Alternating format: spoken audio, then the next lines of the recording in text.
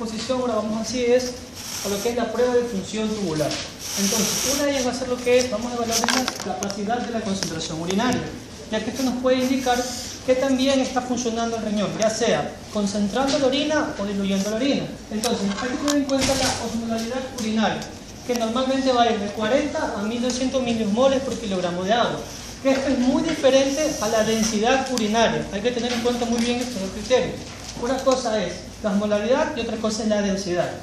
Ahora, nosotros tenemos como referencia, ya sabemos que la osmolaridad plasmática... ¿Densidad qué es? ¿Qué es la densidad? En sí es, por decirlo así, la concentración de solutos que se encuentra... Masa sobre volumen. Ah, bueno, sí. Ya. ¿Y qué es la osmolaridad? La osmolaridad es en sí la concentración de solutos que se encuentra en una sustancia. Ya. Ahora, independientemente de esto, vamos a tener como referencia lo que es la osmolaridad plasmática de nuestro organismo, que poniendo como un rango va desde 280 hasta 300 miliosmoles. Algunos textos hasta 320, sobre 300 es la... Ajá.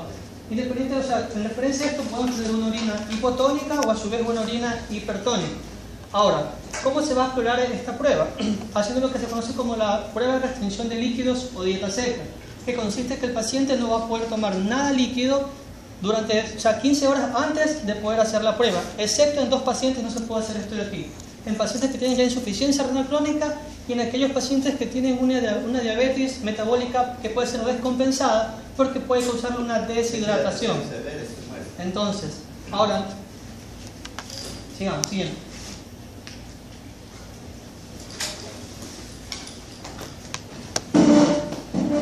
Tenemos una imagen de lo que sería, por decir lo que es una nefrona.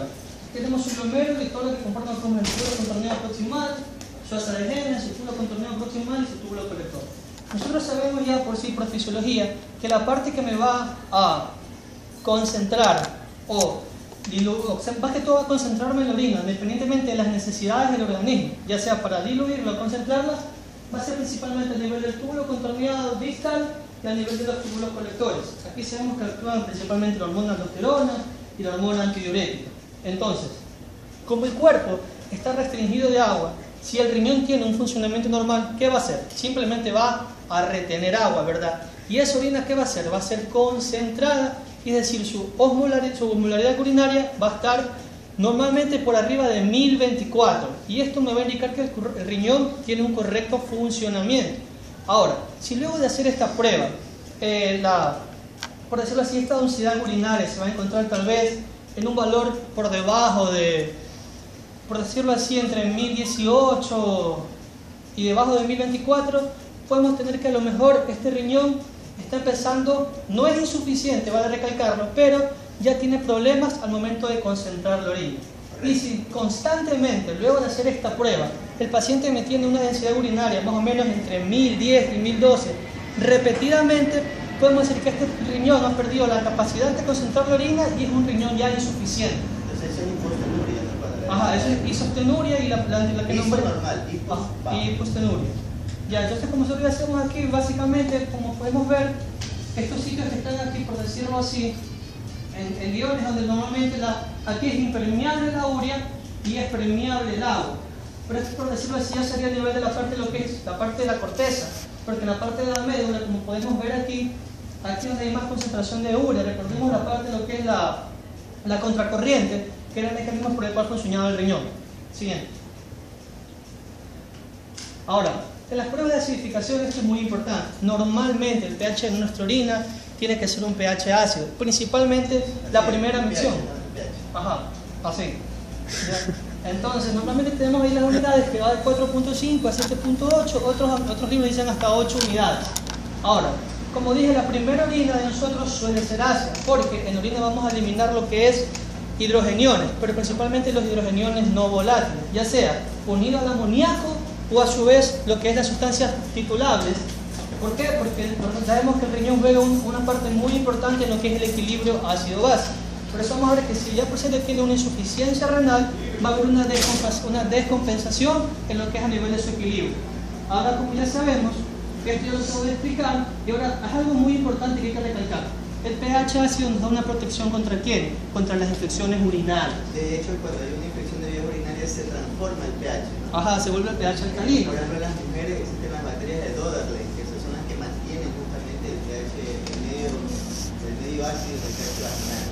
Entonces, ciertas bacterias, por ejemplo el Escherichia coli, el Proteus, transforman este pH en un pH 7-8, que ya es alcalino y favorece la infección de vías urinarias. El coito también cambia el pH vaginal, ¿no? Ya. Entonces, ahora, ¿qué pacientes van a poder decirlo así? Son más predispuestos a tener una orina alcalina persistente, aquellas personas que tienen dietas vegetarianas, Exclusivas, que son exclusivas. las mujeres embarazadas. ¿Por qué las embarazadas? Tal vez por el cambio hormonal. Hay una parte de cambio hormonal, otra, acuérdate que estas pacientes, el producto, especialmente en el tercer trimestre, están comprimidos los ureteres, ¿no, verdad? Aparte de eso hay cambios en el pH vaginal, ¿no? Ajá. Todo eso. La ingesta excesiva de diuréticos, excepto la acetosolamida, recordemos que este en cambio me acidifica la Eso es orina. al revés. Ajá. Y la radicalosis metabólica. Y un grupo que es importante mencionarlo aquí, que se me pasó por alto, son aquellas mujeres diabéticas. Las mujeres diabéticas son mujeres en las cuales son muy propensas a tener constantemente infecciones de las vías urinarias. Entonces ya por sí es un factor de riesgo para infección de vías urinarias, no la diabetes. Ajá, las mujeres diabéticas, porque ya sabemos, por ejemplo, aquellas pacientes que tienen glucosuria, normalmente, ¿cómo van a hacer? O sea, van a tener lo que es hormigas y todo eso, y esto va a hacer que el ambiente sea más propenso a causar infecciones. Aunque también hay fármacos en el cual el paciente, por decirlo así, un efecto de tomar ese fármaco es que tenga glucosuria. Por ejemplo, los inhibidores de cotransporte CGLT2, como tenemos sitagliptina y vilaglictina. No, CGLT2 no, es dapaglifosina y empaglifosina. Es verdad, son esas son las de PP4. Ya, esas ahí son esos fármacos que normalmente empaglifosina y dapaglifosina me van a permitir que el paciente tenga glucosuria y puede también tener constantemente infección. Correcto. Siguiente. La otra prueba que también se usa mucho es la cistatina C, que guarda una correlación excelente con lo que es el filtrado glomerular.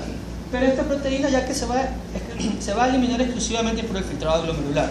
Entonces recordemos que para saber la función del riñón va de la mano con el filtrado glomerular, es decir, que solo se elimine por filtración, ni por reabsorción, ni por secreción tubular. Normalmente, ¿cuánto es el filtrado glomerular de nosotros por minuto? Más o menos de 120 a 125 ml por minuto. Correcto. Si este valor va descendiendo, vamos a tener un indicio de que algo está pasando en el riñón. Es un inhibidor de cisteína proteasa. Los valores normales oscilan entre 0.5 y 15 miligramos sobre litro. Sus niveles plasmáticos, por eso es importante, porque no se ven afectados ni por la edad, ni por el sexo, ni por la raza o la masa muscular. Cuestiones que sí van a ser factores que iban a cambiarme en el caso de la creatinina sérica o en el caso de la urea. ¿Se acuerdan cuando vimos los marcadores que puso el compañero, que estábamos hablando del cobro y después presentaste el otro, el que era por raza? ¿Cuál era? El MDRD. El MDR. En realidad lo que deberíamos medir justamente es el filtrado glomerular. Y si hay una fórmula, yo les digo una aplicación, el X Calculator, ustedes pueden buscar ahí FG, filtrado glomerular estimado, esa sería la mejor forma de valorar la función renal. Lo que pasa es que es difícil desde el punto de vista clínico utilizar esos datos, pero el mejor es indudablemente el filtrado glomerular. Luego usamos un indirecto que es la depuración de creatinina, ¿no? Llegamos. Bueno, estas son las cuestiones por las cuales se va a elevar la cistatina C, insuficiencia renal aguda, enfermedad renal crónica o un aumento de riesgo de aparición de eventos cardiovasculares y desarrollo de una insuficiencia cardíaca. Por eso no lo usamos tanto en la práctica clínica, la cistatina C, porque tengo otros medios más fáciles para diferenciar una insuficiencia renal aguda de una crónica, ¿no? Y esto es caro. Sí, eso es claro. Es más fácil no medir eso y medir otras cosas. Ahora también que es muy importante saber los electrolitos que se van a tener un paciente con una insuficiencia renal. O sea, la verdad es que los electrolitos, más que todo, varían mucho si es que el paciente tiene una insuficiencia renal aguda y una insuficiencia renal crónica, o tal vez cuando todavía no tiene una insuficiencia porque no va a presentar ninguna alteración aún en lo que es la parte electrolítica. Pero vamos a hacerlo No de una necesariamente un trastorno electrolítico está relacionado con alguna patología, ¿no? No necesariamente, y viceversa, ¿no? Por ejemplo, puedo tener un paciente que está con insuficiencia renal aguda, por ejemplo, de origen renal, por ejemplo, por medios de contraste, y puedo tener 7 de creatinina, perdón, 7 de potasio, por ejemplo, 7 de potasio. ¿Ah? Y puedo tener un paciente insuficiente renal crónico, diabético, hipertenso, de 10, 20 años de evolución, renal crónico, con potasio de 5. No es indicación los electrolitos.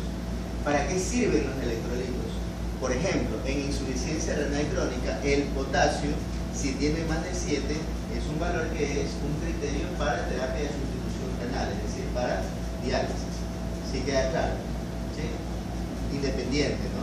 Sodio, por aquí nos faltaría el sodio, ¿no? El sodio en la insuficiencia renal crónica se presenta, por ejemplo, con un sodio bajo. Hay hiponatremia y el paciente está hematoso. Hiponatremia dilucional, que lo expliqué cuando vimos el siglo pasado de hiponatremia, ¿no? Muy bien. El calcio, pero estas cosas sí nos sirven para hacer diagnóstico. Por ejemplo, el calcio, ¿cómo está en la insuficiencia renal crónica? Siempre está disminuido. Si quiero diferenciar si un paciente tiene insuficiencia renal aguda o crónica, acudo al calcio. El calcio va a estar bajo en la insuficiencia renal crónica y en la aguda puede estar normal. Entonces ahí tengo una diferencia. Magnesio y fósforo generalmente están a ver, si el calcio está bajo, el magnesio ¿cómo está? Está igual y el fósforo está alto. ¿Sí? Siempre el calcio sigue al magnesio y el fósforo va en contra de los dos. Así me acuerdo siempre, ¿no? Entonces va a tener hiperfosfatemia con hipomagnesemia e hipocalcemia. ¿Sí? Queda claro, ¿no? Entonces la paratormona, ¿cómo va a estar? Elevada, correcto, elevada, la paratormona, ¿no? Hay hiperparatiroidismo secundario. Sigamos. Ya, en el equilibrio ácido-base, obviamente estos pacientes van a presentar lo que es una acidosis metabólica cuando el cuerpo o el paciente esté descompensado por algo que lo tiene. O sea, no está tratado este paciente, vamos a saber que esto va a estar compensado con una alcalosis respiratoria y el paciente va a tener lo que es la famosa respiración de Kussmaul. Ahora, ahí tienes la fórmula, ahí se tiene que saber la fórmula del anión GAP. También la expliqué el siglo pasado, cuando el problema de alumnos. 2 veces sodio, por eso tienes que traer calculadora, ¿no? 2 veces sodio más potasio menos el cloro y sería más el cloro a veces no se usa, ¿no? Dejémoslo sin cloro, menos el bicarbonato, punto. No, el potasio sí, 2 veces soy potasio, menos el bicarbonato. Para hacer este examen, ¿qué examen necesitarías tener para poder hacer esto, aparte de los electrolitos? ¿Qué necesitas? Gasometría. La gasometría, porque necesitas el bicarbonato. Entonces, en estos pacientes siempre va a estar disminuido el bicarbonato. Entonces, supongamos que un paciente, hagamos el ejercicio, el paciente tiene 135 de sodio, 4.5 de potasio y tiene 10 de bicarbonato. ¿Cuánto tiene de anión GAP? 135 de sodio, 4.5 de potasio y tiene 10 de bicarbonato. ¿Cuánto tiene ese paciente? A ver, perdón, ahí fue el cloro, perdón. Menos cloro, más bicarbonato. Aquí es cloro, más bicarbonato. El potasio puede no ir, es razón Mariana. A ver, vamos a hacerlo. Doctor, Dígame. no era la modalidad plasmática en el cual no podría Sí, ahí importar. es sodio. ¿Cómo aquí en el estaba escribiendo la fórmula de la osmolaridad plasmática. Así, aquí es sodio menos cloro más bicarbonato. Perdón, estaba en la osmolaridad, esa es la fórmula. Ok. Entonces tiene sodio de 135, cloro 100 y bicarbonato tiene 10. Ahí. La osmolaridad plasmática es otra. Esa es 2 veces sodio más potasio más glucosa dividido para 18 más 1 dividido para 2.8.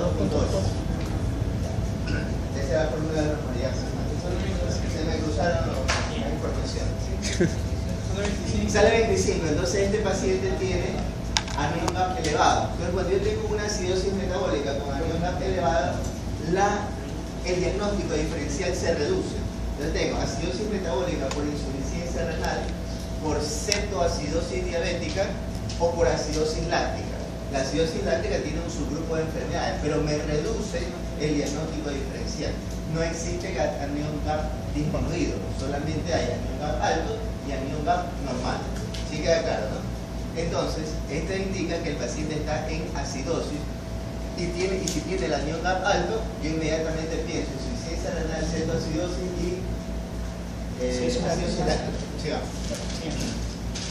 Aquí va, allá también puede haber intoxicación por metanol, ¿correcto? Uno de los últimos, por decirlo así, criterios que faltan los pacientes con insuficiencia renal crónica tiene que ver mucho con la parte de su hemograma y específicamente con la parte de lo que es los glóbulos rojos. Muy bien, para diferenciar la insuficiencia renal aguda de la crónica, ¿cómo le está el hematócrito de la insuficiencia renal crónica? siempre va a estar disminuido porque la enfermedad crónica carece de eritropoyetina, que es una hormona que sintetiza el riñón. Y en el agudo, ¿cómo va a estar el hematócrito? Probablemente esté normal, porque no tiene nada que ver con anemia, excepto que sea por una hipovolemia.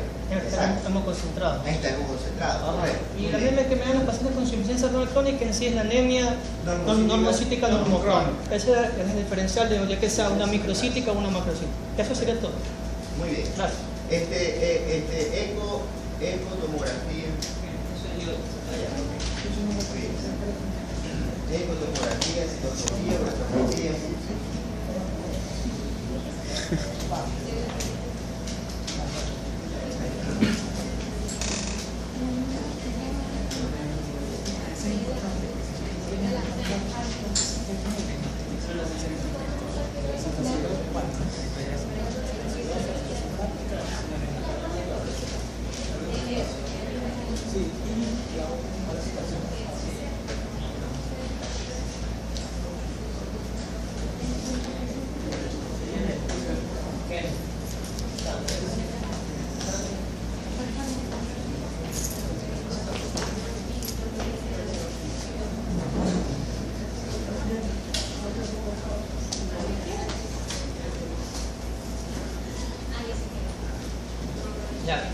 Buenas tardes, doctor. Buenas tardes, compañeros.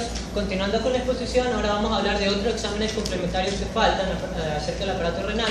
Y estos vamos a hablar acerca del examen de orina y lo que corresponde a la imagenología. ¿Ya? Primero entonces vamos a hablar acerca del examen de orina. Nosotros sabemos ya que la orina es en sí el ultrafiltrado del plasma. Y este ultrafiltrado además va a sufrir diferentes procesos a nivel de fase a partir del glomérulo por todos los túbulos de la nefrona. Y ahí va a sufrir los procesos de reabsorción y de secreción. Pero en este paso la orina va a darnos información tanto del glomérulo como también de todos los túbulos de la nefrona. Y esto por eso es que se considera en sí la orina como la biopsia líquida del riñón. ¿Ya? Es fácil la orina hacerle el examen de manera intrahospitalaria, ya que simplemente en esos pacientes, normalmente la mayoría tienen una sonda vesical que está recolectando la orina en las 24 horas. Pero también se pide orina de manera ambulatoria y en ese el médico debe darle unas instrucciones al paciente para que recoja una orina de manera adecuada. Requisitos, digamos. Ajá. Y estos en sí se basan primero que la orina debe recolectarse con la primera muestra de la mañana. ¿Por qué? Pero el segundo chorro. Claro, exacto. Bueno, primero lo de la primera muestra de la mañana es porque nosotros queremos ver la capacidad que tiene el riñón de concentrar la orina. Entonces, con la primera muestra, como nosotros sabemos durante toda la noche como no orinamos, la primera muestra es la más concentrada y podemos ver la capacidad total que tiene el riñón para concentrar esa orina. También debe higienizarse los genitales. Previo a eso es la higiene de los genitales, hombre y mujer. Y a su vez lo que dijo el doctor, que se debe descartar el primer chorro. ¿Por qué? Porque existe flora bacteriana normal en el tercio distal de la uretra. Entonces con el primer chorro se trata de expulsar esta bacteria y que no haya contaminación si se va a hacer un urocultivo. Y luego el resto, sin parar la micción después de expulsar el primer chorro, se lo recolecta en un envase estéril, que debe estar congelado para que no sufra alteraciones, tanto todo el sedimento que puede estar en su interior. Otro detalle importante es que los labios mayores de la mujer ni el pene del hombre debe tocar en los bordes del recipiente. Entonces, cuando usted va a un área de emergencia, usted le mandan a hacer el examen de orina y le hacen en las condiciones que usted esté. Y muchas veces no se le dan estas instrucciones al paciente, ¿no? O son imposibles de hacer, ¿verdad? ¿Y qué es lo que pasa? ¿No? Tiene usted un exceso de diagnóstico de infección de vías urinarias en las emergencias. Todos los pacientes en las emergencias tienen infección de vías urinarias, todos. Pero obviamente vamos a aprender aquí cómo diferenciar un examen de orina si está bien hecho o si la muestra es la adecuada. Yo puedo determinar con el resto de parámetros si la muestra con la que han hecho el examen realmente sirve para diagnosticar una infección de vía urinaria o no. Sí. Ya, entonces la orina le vamos a hacer distintos análisis. Esto se basa en sí parecido como cuando nosotros estudiamos en el semestre anterior lo que es el líquido en el derrame pleural, ya que vamos a hacerle también un estudio físico-químico en el cual se va a analizar también el sedimento urinario. Después también le vamos a hacer un examen a partir de tinción de Wright en lo que son para ver qué tipo de células bota en lo que es la orina. Vamos a hacerle también un estudio bacteriológico con un urocultivo y un antibiograma, y a su vez también vamos a hacer un examen de Papa Nicolau para ver si hay células cancerígenas. Muy bien, recuerden ustedes, así pedimos nosotros, ¿no? EGO, examen general de orina. FQS, físico, químico, sedimentos. El examen de orina también sirve cuando especialmente yo quiero pedir algo. Por ejemplo, si tengo un paciente con sospecha o con diagnóstico de cetoacidosis diabética, yo puedo pedirle al laboratorio que me busque cuerpos cetónicos en orina. Sospecho que el paciente tiene mieloma múltiple. Solicitaré algo especial que hay en el mieloma múltiple. La proteína. ¿Cómo se llama esa proteína? La proteína de Bence-Jones, correcto. Yo les pido específicamente, búsquenme proteína de Bence-Jones. Correcto, muy bien, sigamos. Ya. En cuanto al estudio, primero vamos a analizar el estudio físico-químico. Primero vamos a analizar lo que es la parte física de la orina, el aspecto macroscópico. Avanza, que no. Vamos a analizar primero lo que corresponde al color. También antes tenemos que tener en cuenta de que la orina no cambia el color solo en circunstancias patológicas, sino que también puede cambiar, hay causas no patológicas en el que cambia el color, como sobre todo la ingesta de sustancias en los alimentos o fármacos que pueden cambiar el color de la orina. Ejemplo, la rifampicina te da un color anaranjado de la orina, ¿no? Característico. Sí. Ya. Como ejemplo, la rifampicina que causa el color anaranjado. También en los alimentos, por ejemplo, la remolacha, que es el más conocido, rojiza. El metronidazol y el imipenem y el metildopa causan en cambio un color oscuro en la orina. Ya. Pero también va a haber lo que nos interesa, que son las causas patológicas, como por ejemplo una orina de aspecto oscuro, que esto principalmente se da lo que se llama coluria, que es cuando es la eliminación de bilirrubina directa en la orina. ¿Ya? Entonces, ¿qué tiene el paciente? Un trastorno hepático de la vía biliar, ¿no? Sí. Bien, no para el diagnóstico.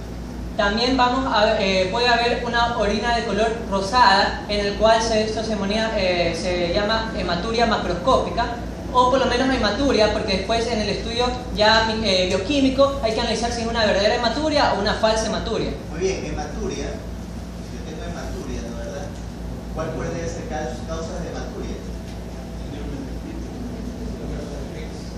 Glomerulonefritis, muy bien. Un cálculo, lo más frecuente es que si yo tengo hematuria y tengo dolor, eso es un cálculo hasta que no me demuestre usted lo contrario. Hematuria sin dolor, hombre, más de 60 años, ¿y qué pienso? Cáncer de próstata. Usted no puede dejar de pensar en cáncer de próstata hasta que usted no demuestre lo contrario. Hematuria sin dolor, hombre mayor de 50 años, yo lo primerito que pienso en cáncer de próstata. ¿Ah? ¿Mande? 50, 60. Hay pacientes de 45, de 40. ¿Ya?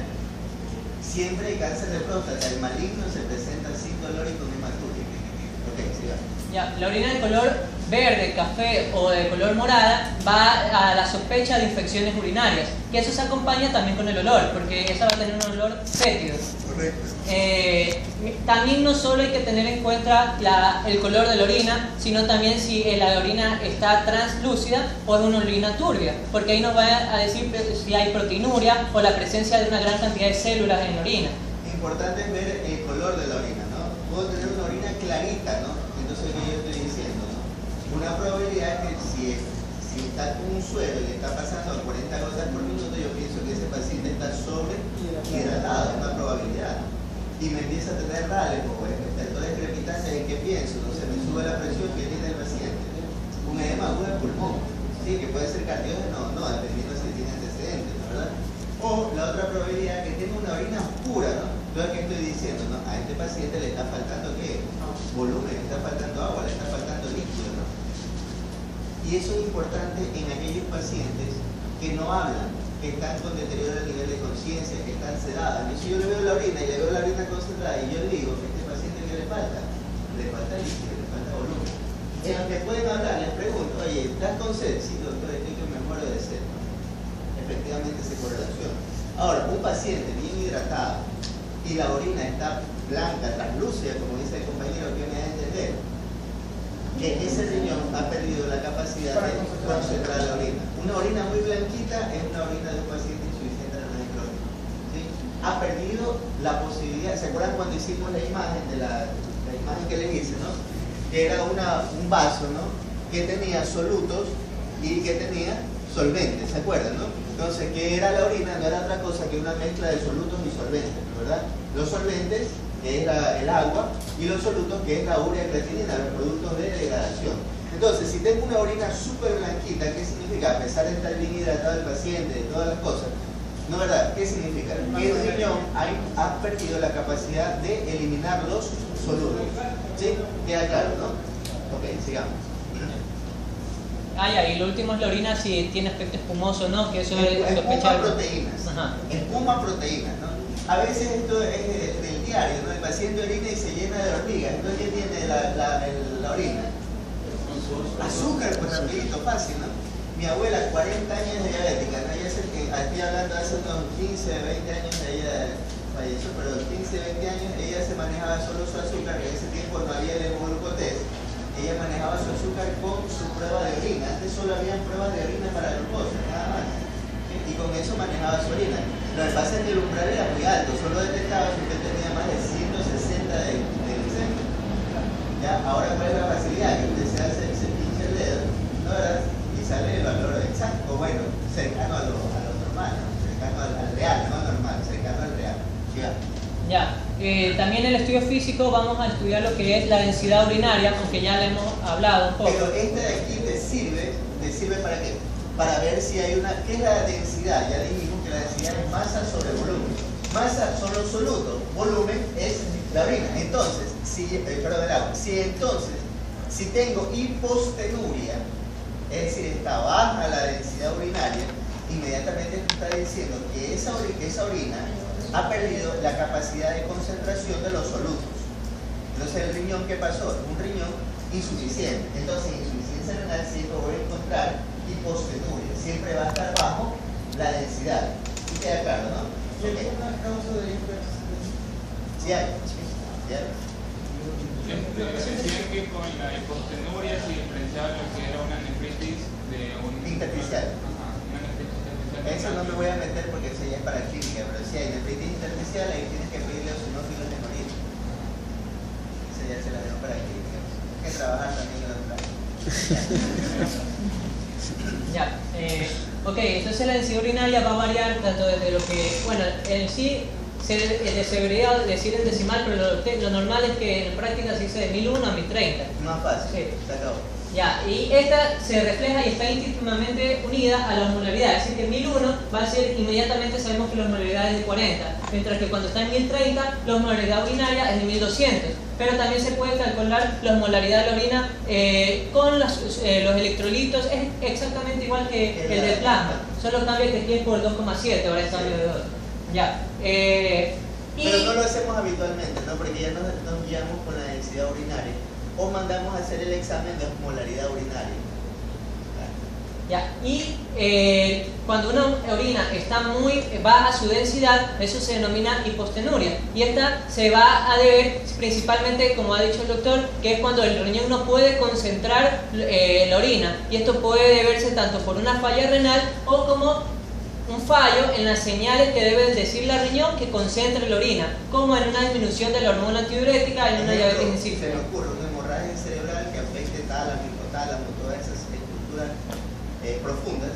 Y acuérdate que la hormona diurética ¿dónde se produce? ¿No? En la adenohipófisis, ¿no? ¿Verdad? Entonces ahí tenemos ya una hipotálamo. O puede ser en el hipotálamo, perdón, neurohipófisis. O puede ser también en el hipotálamo, que es el que manda la señal a la hipófisis.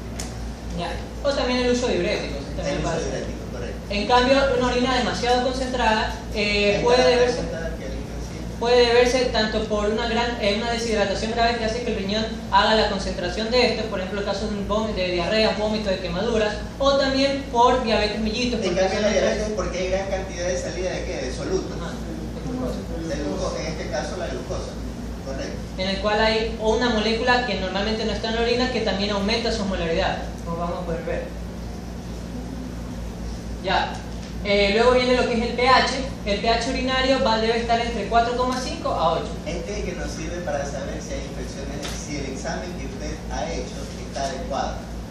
Por ejemplo, me reportan que el paciente, normalmente el pH es 5, ¿sí? Y dijimos que el pH aumenta en las enfermedades infecciosas, ¿no es verdad? Entonces, si tengo una infección de vías urinarias, me reportan que tengo 20 a 30 leucocitos o piocitos por campo, es una infección de 10, esto es una infección de vías urinarias, y el pH está normal, es una infección de vías urinarias. Eso probablemente es contaminación de la muestra. ¿Sí queda claro o no? ¿Sí? ¿Queda claro o no? ¿Ya? Hay otro parámetro que ya vamos a revisar que también sirve, y son los dos los que tengo que ver. Después de un pH normal, es imposible que tenga una infección de vías urinarias, porque el pH, ya dijo el compañero, que es como una barrera natural que imposibilita las infecciones de vías urinarias. ¿Sí queda claro? La característica es que las bacterias cambien el pH, alcalinicen la orina. ¿Sí queda claro o no? ¿Sí? Entonces, ¿cómo va a tener una infección de vías urinarias con un pH ácido? No es congruente. ¿Sí me explico, no? ¿Sí? Ya. Es como que un rico quiera vivir en un lugar de pobre, es incongruente.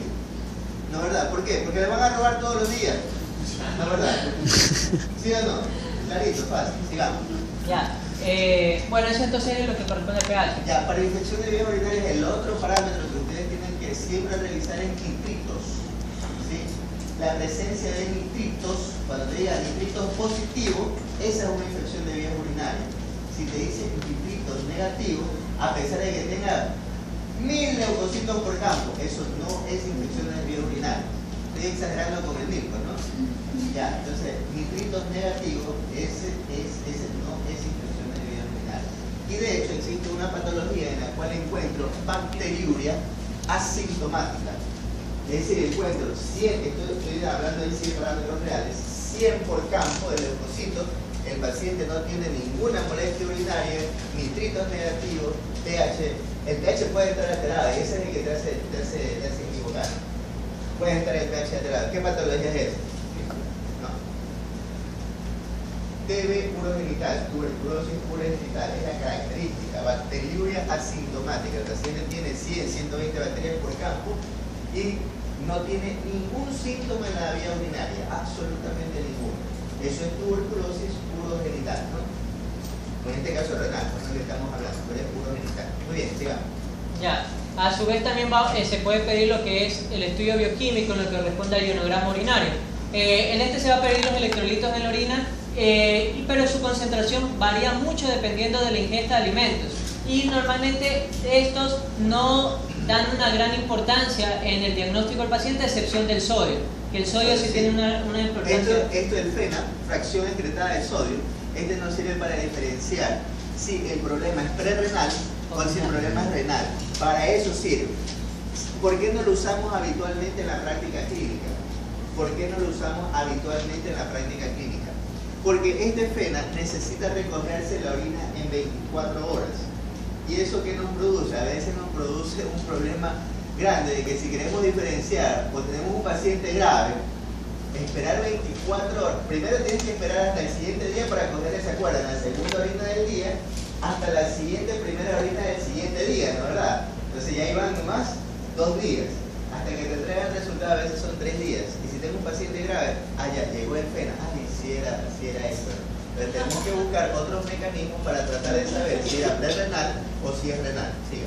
Ya. En lo que corresponde al sodio, se utiliza lo que es la fracción excretada del sodio, que es un cálculo que se hace una relación entre el sodio y la creatinina en la orina. Correcto. Más fácil que es hacer la fórmula, ¿no? Pido ahí sí, sodio urinario y sodio plasmático, creatinina urinaria plasmática y hago esta relación y ahí sí es más fácil. ¿Y lo tengo en cuántos minutos? ¿O en cuántas horas? 2 o 3 horas, hasta en lugar de esperar 72 horas, ¿no? Sigamos. Ya. Este cálculo tiene que salir, es un porcentaje obviamente, porque es una relación, y debe salir menor a 1. ¿Ya? O 1 o menor a 1. Ajá, es que, o sea, en una persona normal menor a 1, pero en una persona, porque esto se usa, como dijo el doctor, en pacientes que se sabe que tienen una insuficiencia renal aguda, pero se quiere saber si la causa es prerrenal. ¿Cuál sería prerrenal? Hipovolemia, deshidratación, vómitos, qué sé yo, diarrea. prerrenal. No está dañado el riñón, sino que no le llega sangre o líquidos, no tiene que filtrar el riñón. Esa es prerrenal. En cambio, renal es que se ha dañado directamente el riñón. Ejemplo, uso de medios de contraste, uso de antibióticos, le he dado 20 días amicacina, ¿no? Entonces, es de tipo renal. En este caso, como decimos que es aguda, por ejemplo, un medio de contraste. Entonces usted dice, bueno, está deshidratado el paciente, porque imaginémonos que lo lleva un paciente con un politrauma, ¿no? Tiene múltiples politraumas y necesita una tomografía contrastada. Y tú te metiste a hacerle la tomografía contrastada sin pasarle líquido a ese paciente. Entonces está deshidratado, ese riñón está susceptible. Le metes el medio de contraste y se le sube la creatinina, insuficiencia renal aguda. ¿Qué produjo la insuficiencia renal aguda? La hipovolemia o el medio de contraste. No sabes, pues. No sabes, ahí te sirve el pena, pues. Ahí no sabes. A ver, ¿fue la deshidratación previa o fue el medio de contraste por la deshidratación previa? Yo no lo sé, es difícil. Entonces ahí te sirve el pena. Entonces dices, no, ha sido, te sale uno menor de un chuta, ha sido prerrenal. Entonces es volemia, puedo seguir. Pero en cambio, si es renal, ya queda lastimado ese riñón, se va a comportar como insuficiencia renal los siguientes días. ¿Sí? Ya. Entonces, cuando la enfermedad es prerrenal, puse sobre todo el ejemplo clásico de la hipovolemia. ¿Ya? Como le llega menos líquido al riñón, causa una baja en el filtrado glomerular y obviamente se va a filtrar menos sodio. Y esto conlleva que la fracción excretada de sodio sea menor a la unidad. Ajá. En cambio, cuando la enfermedad es a nivel renal, por ejemplo, en una necrosis tubular aguda por fármacos o por la misma hipovolemia te puede dar una necrosis tubular aguda. Ya vamos a hablar de insuficiencia renal aguda y crónica y hablaremos de eso. Estos van a causar no solo lesión glomerular, sino también una lesión tubular. Y como los túbulos no pueden, sobre todo como nosotros sabemos, el túbulo contorneado proximal se va a reabsorber lo que es el sodio, no va a poder reabsorberse. Y esto va a hacer de que el sodio, todo sodio que se filtre, va a ser excretado por la orina. Y eso va a hacer de que el pena va a ser mayor a 1. Correcto, muy bien. Quedó clara esta parte, ¿no? Fracción excretada de sodio. Ya. Otro cálculo importantísimo es lo que es la proteinuria. Ya, ahí ese término está incorrecto, así lo hayas encontrado en el libro. No es proteinuria, es microproteinuria. Porque proteinuria significa más de 1 gramo. Cuando a nosotros nos... ¿qué significa? Primero, ¿qué significa encontrar proteínas en la orina? Valor normal, vamos a darlo hasta 200. 200. Ese vamos a utilizar nosotros. Normal es que nosotros excretemos 200 hasta, si usted excreta menos, mejor, ¿no? Hasta 200 miligramos por día, ¿no? 200 miligramos. Entonces, ¿qué pasa en aquel paciente que está eliminando más proteínas? ¿Qué significa la microproteinuria? Eso tengo que tenerlo claro. Es un marcador de daño endotelial. ¿Dónde tengo endotelio? En todos lados tengo endotelio, ¿no? Entonces, ¿y qué significa un daño endotelial? ¿Cuál es el riesgo?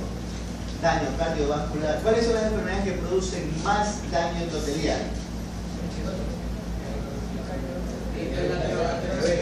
Hipertensión arterial, diabetes mellitus, son las más, sí, la dislipidemia también, son las enfermedades que producen más daño a nivel del endotelio.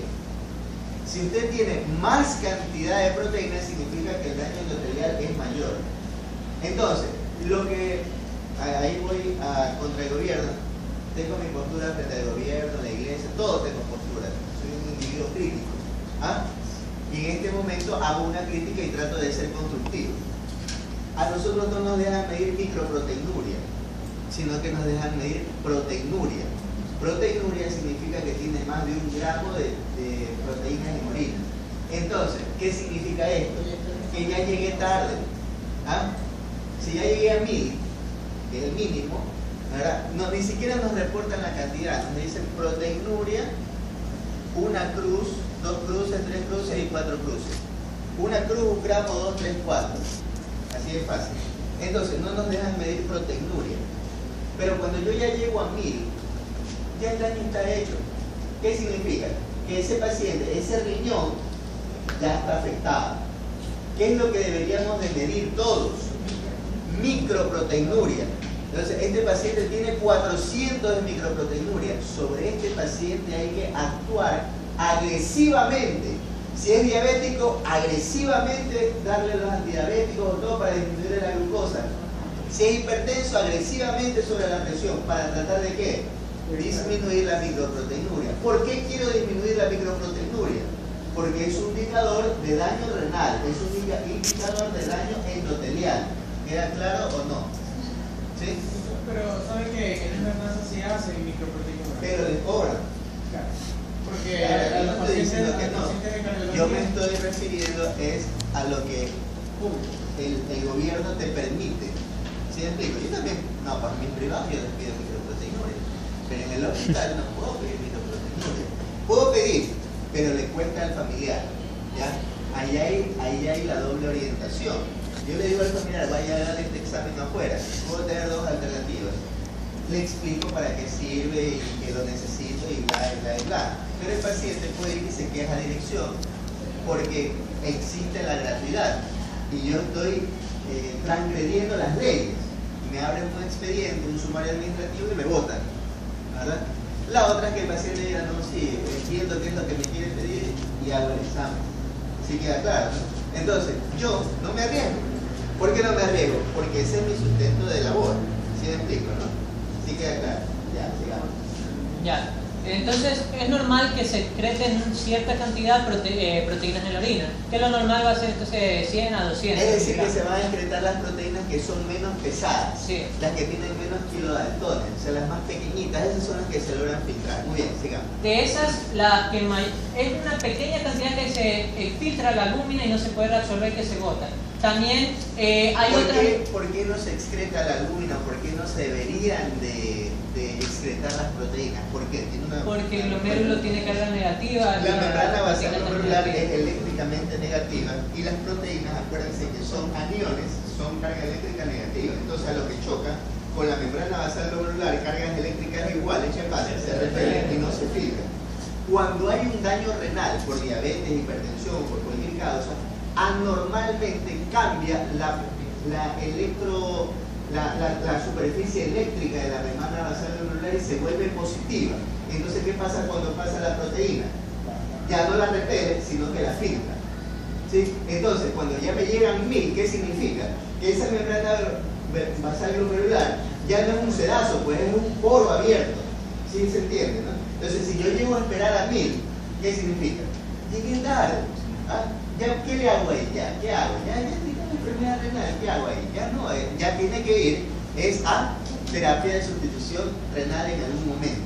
El compañero puso los grados de insuficiencia renal, ¿se acuerdan? ¿No? Entonces, ya lo tengo que etiquetar en dónde, en algún grado de insuficiencia renal, 1, 2, 3, 4, 5.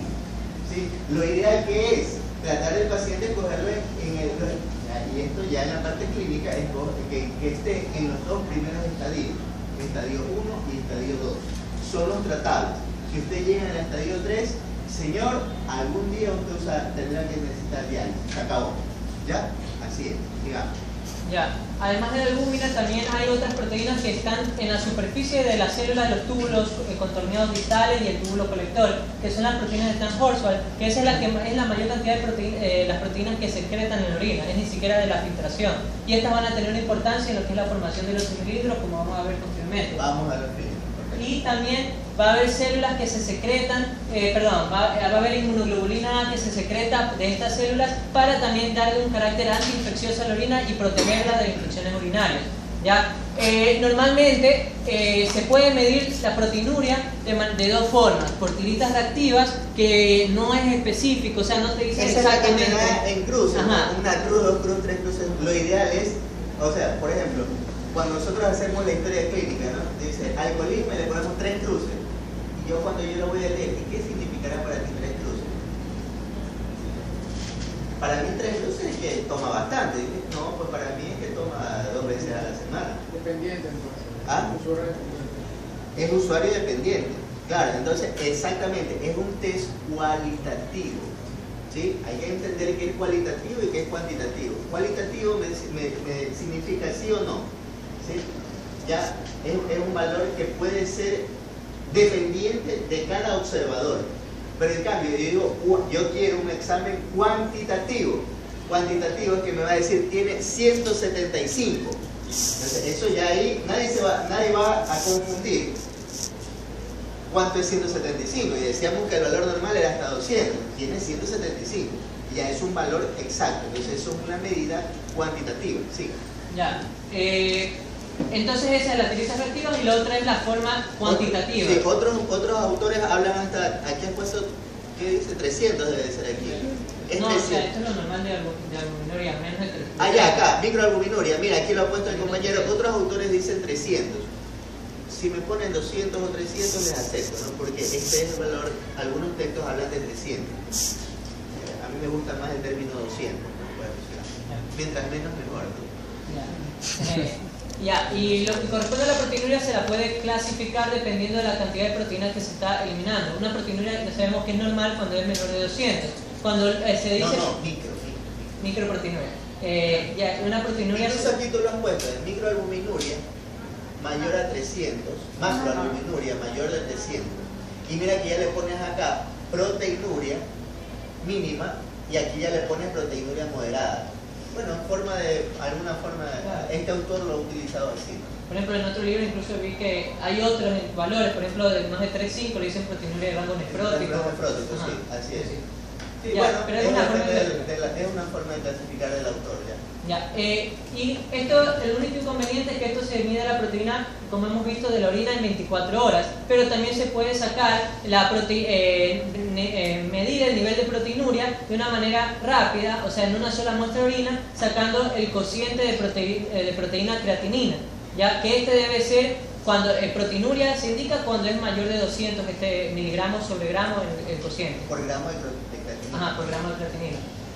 Y no solo pueden ser estas proteínas que pueden estar en la orina, hay otras proteínas que normalmente no están, pero en situaciones, en patologías, pueden presentarse en la orina, como es la proteína de Benson. Mieloma múltiple, hemoglobina, por ejemplo en la hemoglobinuria paroxística nocturna, por ejemplo mioglobina en aquel paciente que ha tenido, por ejemplo, les pongo un caso de que un paciente ha sido atropellado y le ha pasado la llanta sobre la pierna, ¿no se ha roto el músculo y el músculo que contiene proteína, mioglobina, ¿no? Entonces se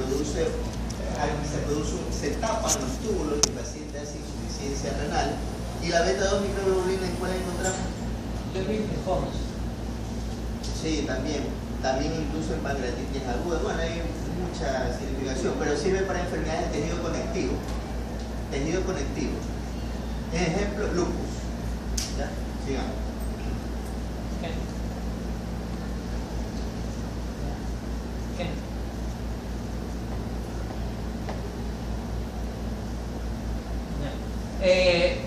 Eso es lo que corresponde a la proteinuria. También va a haber otras moléculas que normalmente no deben estar en la orina, a excepción de en esta lista de la creatinina, que esa sí debe estar. ¿Ya? Y estos valores tienen un rango dependiendo, estos son los valores 14 a 26 miligramos por kilo de peso por 24 horas en hombres. Y en cambio en mujeres 11 a 20 miligramos por kilo de peso en 24 horas. Ahora, estas de aquí no hay rango porque no es anormal que estén en la orina. Entonces, ya solo su presencia ya indica una posible patología. Ojo, por ejemplo, cuando encuentro glucosuria en orina, el umbral para que el riñón se encuentre es más de 160. O sea, en sangre el paciente tiene que tener más de 160 para que pueda eliminar glucosa. ¿Sí me explico, no? En sangre el paciente tiene más de 160 para que elimine glucosa. Sí, entonces si encuentro glucosuria, ya me está diciendo clarito que ese paciente debe tener más de 160, fácil. Ya. Cetonuria, ya les había dicho, cuerpos cetónicos en orina. El paciente tiene una cetoacidosis diabética. Aquí tiene 3 tipos de cuerpos cetónicos, ¿no? Ya.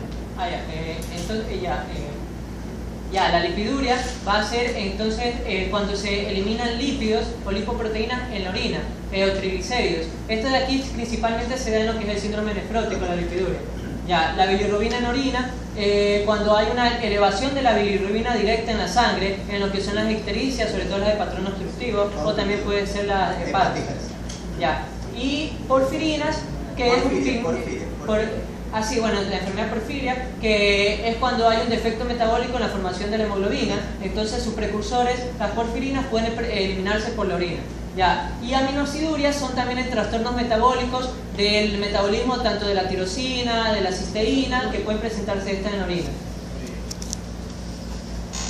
Ya, entonces ahí viene lo que es el sedimento urinario. Ok, cilindros. Siempre que yo encuentro un cilindro, el cilindro es patológico. Hay una excepción que vamos a ver. Pero el cilindro siempre es patológico. Significa que hay un daño renal. Solo el cilindro hialino es el benigno. Pero este se presenta cuando usted hace ejercicio físico intenso. O deshidratación, o ejercicio físico intenso. El resto de los cilindros que usted encuentre siempre serán patológicos y están indicando daño renal crónico. Sí. Sí, es puro. ¿Ah? Porque el cilindro puro es daño. Cualquier cilindro de cualquier cilindro. Ya. Cualquier cilindro. Ya. Entonces aquí primero voy a lo que es el sedimento normal en la orina. Normalmente no deben de haber cilindros. a excepción de hialino, dependiendo De si la hialino, persona el examen se lo hizo deshidratado, que es lo único que se acepta como que no hay No hay patología. patología. Es benigno, digamos. Ajá. Que es un cilindro benigno. Sí. Correcto. Pero antes tenemos que entender cómo se forman estos cilindros, o qué son. Los cilindros, como nosotros hemos dicho antes, en la orina se elimina de manera normal lo que es la proteína de Thann-Horsfall, ¿ya? Esa proteína es una mucoproteína, digamos, en un sentido, digamos, que es como pegajosa, y que cuando hay una estasis urinaria, por ejemplo una deshidratación, que no hay un buen flujo de líquido por los túbulos, la proteína tiende como a precipitarse y formar estos cilindros de moco que adquieren como un molde de la zona donde se formó el cilindro. Por ejemplo, puede haber cilindros contorneados, que esto me dice de que se formó en el túbulo contorneado distal. En cambio, puede haber cilindros rectos que me pueden decir que se formó en la parte recta del túbulo distal. O puede haber cilindros anchos, que se dice que eso me dice de que se forman en el túbulo colector.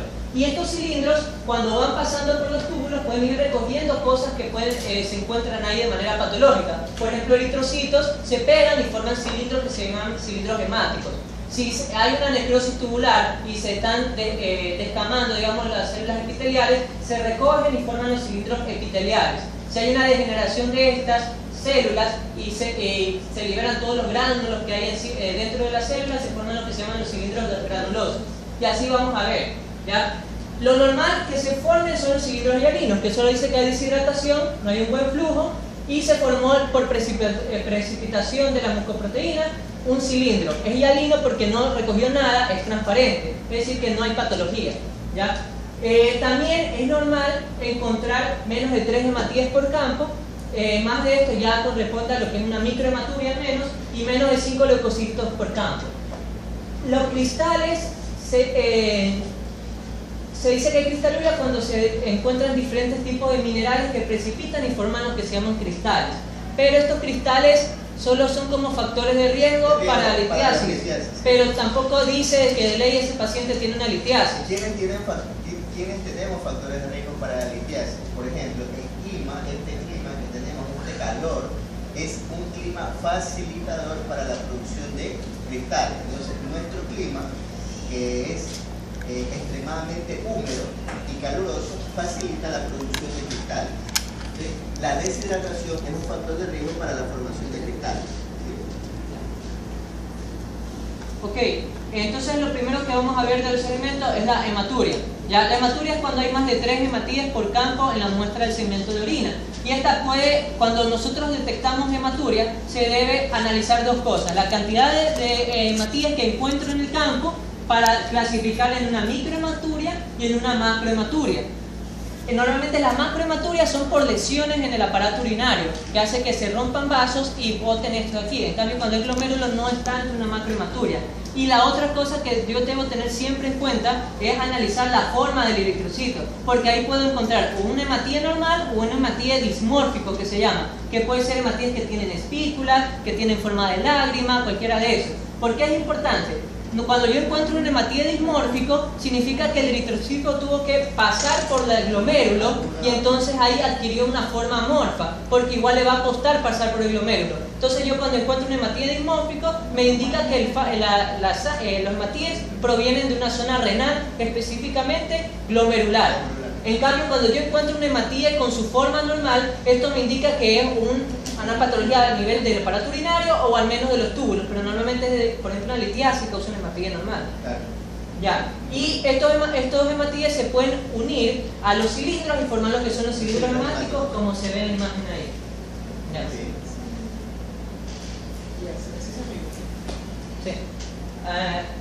Ahora lo que es la leucocituria es cuando hay más de 5 leucocitos por campo.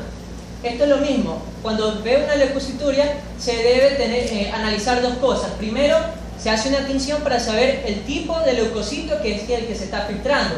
Por ejemplo, una linfocituria normalmente se encuentra en una tuberculosis renal, ¿ya?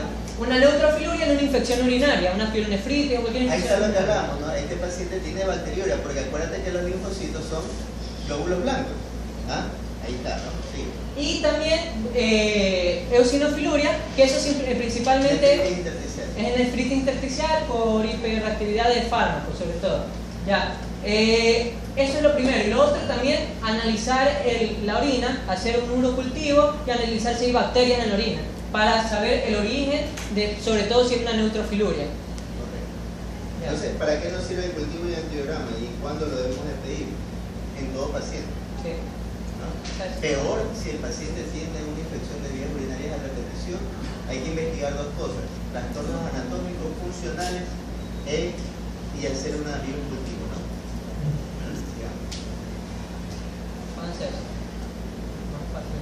Ya. Entonces, como nosotros, a partir de estos dos puntos, yo puedo tener aquí, por ejemplo, un algoritmo diagnóstico en el cual se hace cuando un paciente tiene sospecha de llega a la consulta por motivo de consulta de hematuria, en el cual primero hay que ver si es una falsa hematuria por la presencia de hemoglobina en la orina o la presencia de alimentos o fármacos que pueden enrojecer a la orina.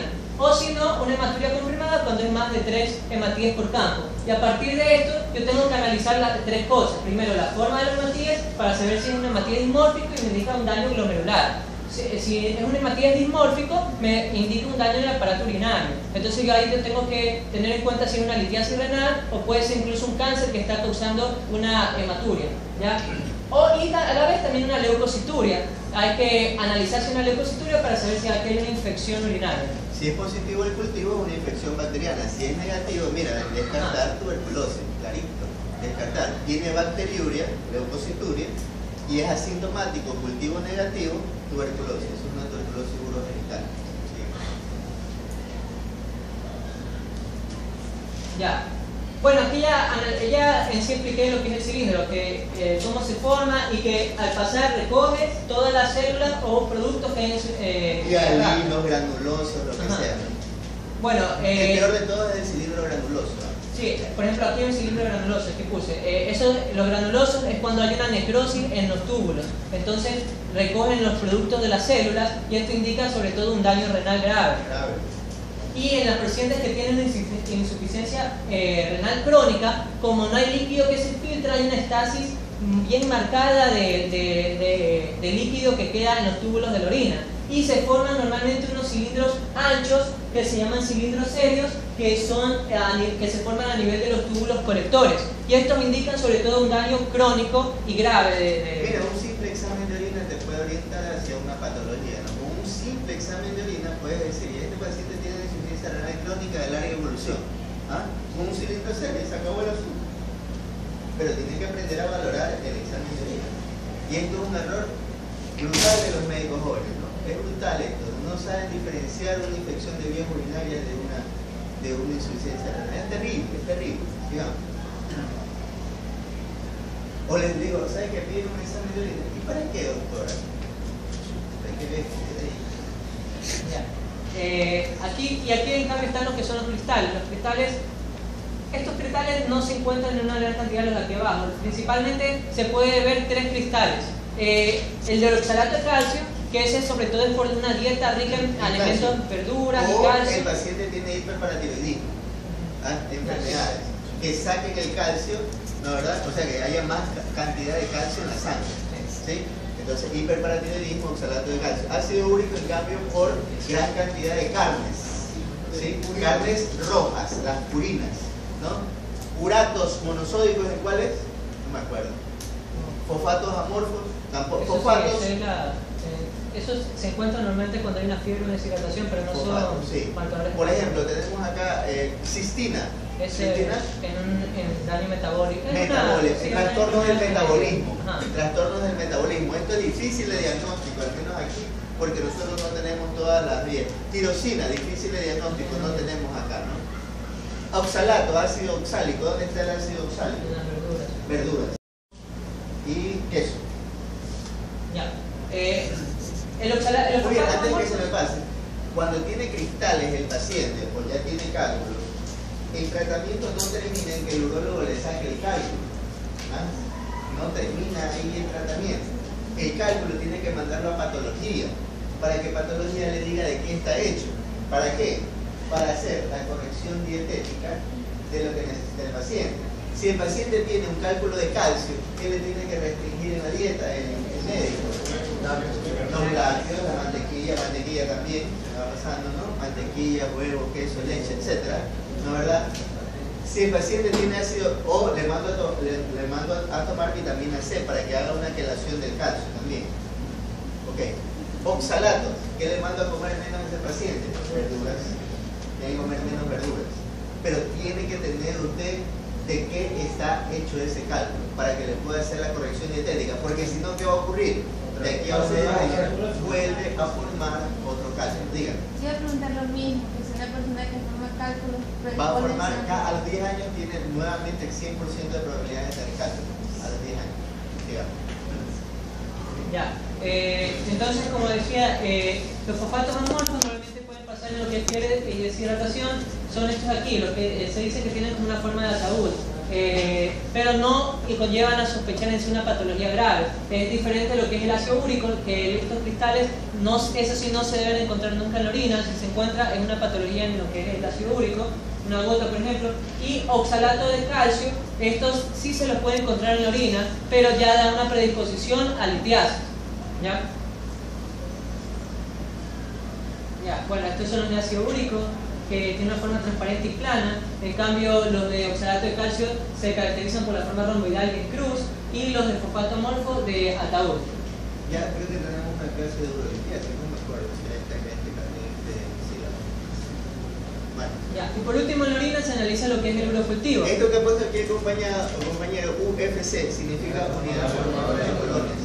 Ok, este examen debe de ser valorado desde 2 puntos de vista.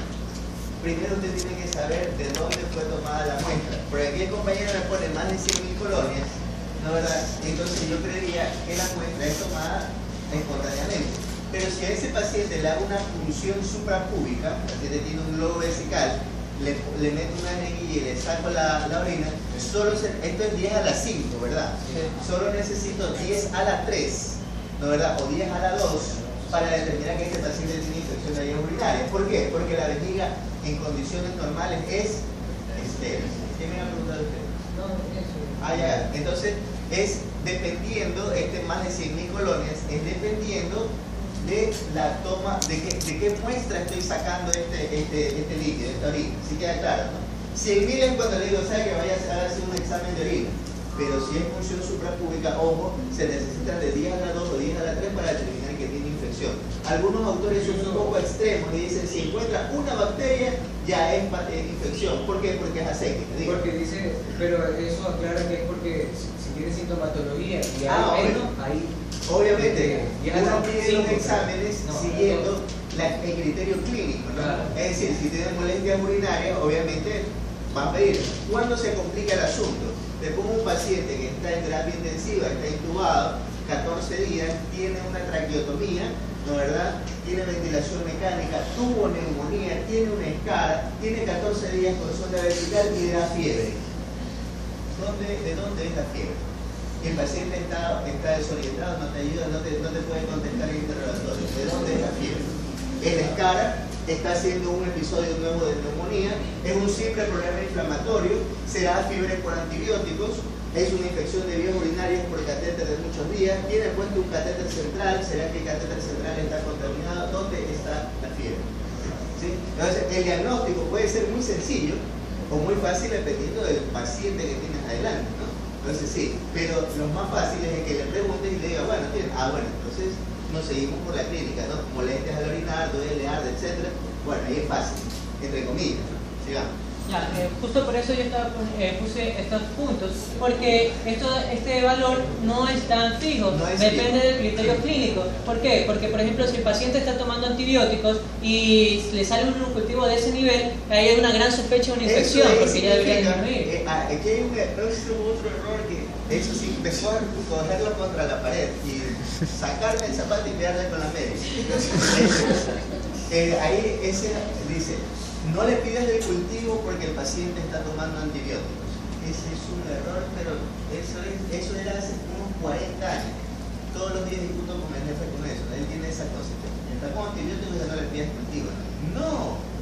Si el paciente tiene una infección, ¿verdad? Y le estás dando un antibiótico, le pides el cultivo. ¿Qué pasa si el antibiótico que le estás dando a ese paciente es resistente? ¿Qué pasa? Va a crecer el cultivo va a parecer positivo. ¿Por qué? Porque ¿qué están haciendo las bacterias con el antibiótico? No les sirve de nada, entonces crece el cultivo. Perfecto, el paciente tiene sintomatología y el cultivo, le estás dando antibióticos, escogiste X antibióticos y el cultivo te sale negativo. ¿Qué significa? Que el antibiótico que estás recibiendo está funcionando. ¿Qué haces? ¿Lo cambias o lo dejas? Si tiene respuesta clínica, déjalo igual. Ya, ahí no pasó nada. Pero ¿qué pasa? Si no le pediste el cultivo y el paciente era resistente al antibiótico que le estás dando, se pone mal el paciente y se te muere. Sí queda claro, ¿no? Es lógico. Hace septicemia, sepsis y se muere. Sí queda claro. Entonces, hay que pedir antibióticos. Lo que pasa es que hay que pedir el cultivo. Lo que hay que decir o lo que hay que hacer es que este cultivo tú lo envías al laboratorio y lo orientas al de laboratorio, porque tú eres el que quiere el resultado. Tú tienes que orientar. Quiero que me busque cuerpos cetónicos en orina, porque estoy sospechando una cetoacidosis diabética. Entonces, a este paciente, ¿qué hace? Le mandas el urocultivo y le pones al lado, está recibiendo ampicilina y gentamicina. Entonces, ¿qué va a hacer el de laboratorio? ¿Qué es el cultivo? Le ponen unos discos, ¿no? Ahora siembran y le ponen unos discos de sensibilidad. ¿Sí se acuerdan de eso en la biología? Entonces, ¿qué va a pasar? ¿Qué va a hacer el de laboratorio? Ya no va a utilizar los discos de ampicilina ni aminoglucósidos. ¿No, verdad? Sí queda claro, ¿no? Entonces, ¿qué utilizará? Si sospecha, dice, no, pues el paciente tiene hospitalizado 14 días. 14 días significa que ya tiene bacterias multiresistentes. Entonces, pongo un aminoglucósido, amicacina, porque la amicacina es sensible para pseudomonas. Utilizaré ceftazidima, que sirve para pseudomonas, pero ya no pongo ceftriaxona porque me dijo que ampicilina está utilizando ampicilina y el paciente está mal, por eso le han mandado el examen. ¿Sí queda claro o no? ¿Sí? Bueno, mi estudiante el año pasado le dijo por un curso por litro de antibióticos que ya les quedó súper claro. Porque son familias, ampicilina, ceftriaxona, son de la misma, ¿no? Entonces, si tiene resistencia a ampicilina es un beta-lactamasa. ¿Sí? Tiene que tener un beta-lactámico. Ya, una resistencia al beta-lactámico. Bueno, sigamos. Ya. Y también no es lo mismo que en el cultivo crezca una bacteria, un estreptococo, digamos un estafilococo, a que crezca bacterias que son patógenas del aparato urinario, que hay que atacar el crecimiento aunque no sea de este nivel, como son de Pseudomonas, de la Klebsiella, el Enterobacter, porque estas te producen muerte. Estas te producen muerte. ¿Ah? Sobre todo la Pseudomonas, la Klebsiella y el Proteus, que son las que más crecen en todos los días peleo en el hospital por la colocación de sondas. ¿Ah? Cuando tenemos un paciente, si el paciente llega despierto, puede avisar, no le ponga sonda. ¿Por qué? Porque al ponerle la sonda, ¿qué estamos haciendo? Estamos metiendo bacterias, estamos abriendo una puerta, estamos dando abierta una puerta. ¿Cuándo es necesaria una sonda? El paciente lo requiere. Ejemplo, un traumatismo craneoencefálico severo. No se va a despertar para decirle tengo ganas de orinar. Pero es muy cómodo para la enfermera, ¿no es verdad? Que ese paciente que está despierto no le esté jodiendo todas las noches que le pase el pato para orinar, ¿no es verdad? Entonces, ¿qué hace? Más fácil, ¿qué hace? Pone la sonda. Es sencillísimo, pero la sonda equivale a que estoy abriendo una puerta de entrada. Y ustedes han de haber escuchado por ahí, ¿no? El paciente entró caminando y se murió de una infección, estuvo en terapia intensiva y se murió de una infección de vía urinaria. Claro, severa, porque estábamos abriendo puertas innecesarias. Lo mismo, lo contrario. El paciente estuvo en terapia intensiva, estuvo con un trauma craneoencefálico, intubado, etcétera, etcétera. 15, 16 días ya se despertó, está bien. Sácale la zona. ¿Ah? Porque sigo manteniendo el factor de riesgo. ¿Ah? Ya no necesita el paciente. Asimismo, la enfermera no le gusta. ¿Por qué? Porque la enfermera, para ella es más fácil que esté ahí, está y le recoge la orina y se acabó el asunto. Termina el turno y le coge la orina. A que la esté acá y un rato jodiendo y que dice, présteme el pato o la vaselina, lo que sea. Entonces, hay que evaluar diariamente al paciente. Ya no necesita zona nasogástrica, sácasela. Ya no necesita zona vesical, sácasela. ¿Por qué? Porque son factores de riesgo, ¿ah?, para infecciones. Y las infecciones nosocomiales tienen un 70% de mortalidad. Y más aún las que son súper resistentes como la pseudomonas, y ahora tenemos una que se llama Calflexiella, productora de carbapenemasas, KPC, no KFC, KPC, digamos. Ya, y ahí entramos a lo que es el estudio por imágenes. Ya. En lo que corresponde al estudio por imágenes, primero es la radiografía simple. La radiografía simple es un método que no da ni tanto la sensibilidad ni la especificidad para diagnosticar una patología específica. ¿Para qué nos sirve? Para conocer en sí la anatomía general del riñón en sí. Ni tanto, solamente cuando usted vea un cálculo de calcio, ahí lo puede ver. De ahí el resto de la radiografía no te sirve absolutamente de nada en el aparato renal. En el aparato renal, olvídense, ni piden una radiografía simple de todo. Ah, es difícil, ¿verdad? No me dicen. Solo que tengan un cálculo. Oh, esa es mentira, sí.